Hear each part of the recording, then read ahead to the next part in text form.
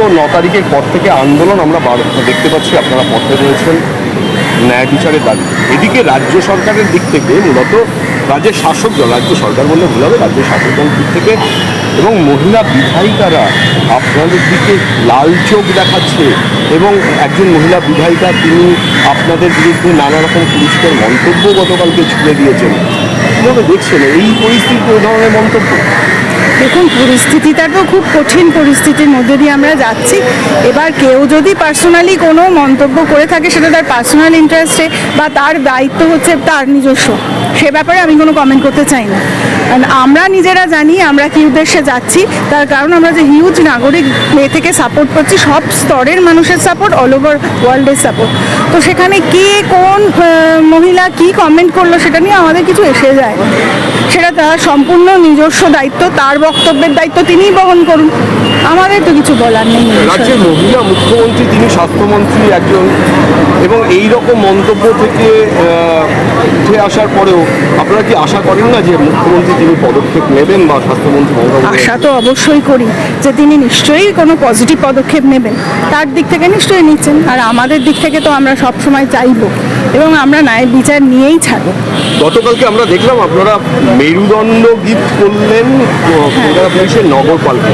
কোথাও কি মনে হচ্ছে পুলিশের মেরুদণ্ডটা হারিয়ে গেছে বা ভেঙে গেছে, তাই জন্যই? হ্যাঁ, মেরুদণ্ড নেই বলেই তো তাকে গিফট করা হয়েছে, আর্টিফিশিয়ালি যাতে রিপ্লেস করতে পারেন তিনি তার মেরুদণ্ডটা। অবশ্যই অভিক দে যে ব্যক্তির নামটা বারবার হয়েছে এবং শাসক দলের অন্দরে তিনি একজন ছাত্র নেতা এমনটা দেখা যাচ্ছে, এবং আপনাদের ডেপুটেশনের পরে তাকে বহিষ্কার করা হয়, এতদিন কিন্তু করা হয়নি। কীভাবে দেখছেন? দেখুন, আমরা তো বিভিন্ন এই যে আমাদের আন্দোলনটা, এটা যেমন আমরা এর অভয়ার ন্যায় বিচারের জন্য করছি, করতে করতে আমরা থ্রেড কালচারের জন্যেও একটা আন্দোলন করছি, তো তারই এটা ধরুন কিছু স্টেপ হতে পারে। রাজ্যে আরেকটা বড় অভিযোগ দুর্নীতির মধ্যে, যেখানে সন্দীপ ঘোষ গ্রেপ্তার হলো, একটা বড় অভিযোগ উঠে আসছে যে টাকা নিয়ে সার্টিফিকেট কেনা বেচা, এবং সেটা অভিযোগের বিরুদ্ধেও এই জায়গাতে অবস্থা থেকে আপনাদের আলাদা দেখুন, এই ব্যাপারে আলাদা করে আমার কিছু বলার নেই, কারণ এটা পুরোই আন্ডার ইনভেস্টিগেশন। একজন কারোর সম্পর্কে কিছু রটলো সেটা নিয়ে তো আমি কোনো কমেন্ট করতে পারি না, সেটা ইনভেস্টিগেট করা হোক, তার যদি সেরকম হয় তিনি তার যোগ্য শাস্তি পাবেন। একজন মহিলা চিকিৎসক হয়ে আপনি এই ধরনের ঘটনার নিজেকে কতটা সুরক্ষিত বলে মনে করছেন এবং কতটা সুরক্ষিত হয়ে আপনি পরিষেবা দিতে পারছেন? পাচ্ছি না তো, সুরক্ষিত হয়ে কাজ করতে পারছি না বলেই তো আজকে এই মুভমেন্টটায় এসেছে, যে ওই সঙ্গে সঙ্গে আমাদের সুরক্ষাটা প্রয়োজন।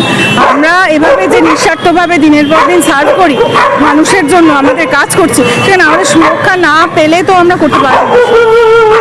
এখানে যে আপনারা আন্দোলনের জন্য পথে নেমেছেন এবং আপনারা আজকেও রাতের পর যখন মহিলাদের যে অভিযান সেখানে আপনিও থাকবেন, সেই জায়গায় দাঁড়িয়ে এই আন্দোলনকে কতটা আগামী দিনে, এবং গতকাল তো আপনাদের গান দেখেছিলেন, জাতীয় সঙ্গীত, এই গানের মাধ্যমে আপনারা মনে করছেন যে ন্যায় বিচারটা সত্যিই আপনারা পাবেন? একদম পজিটিভ দিকে ভাবনা চিন্তা করছি বলেই তো আমরা এখনো টিকে আছি। সরকার তো আপনাদের কোনো রকম সহযোগিতা আমাদের অল ওভার ওয়ার্ল্ডের সমস্ত স্তরের মানুষ সহযোগিতা করছে। এরকম বড় আন্দোলন কি আগে কখনো কোথাও দেখেছেন?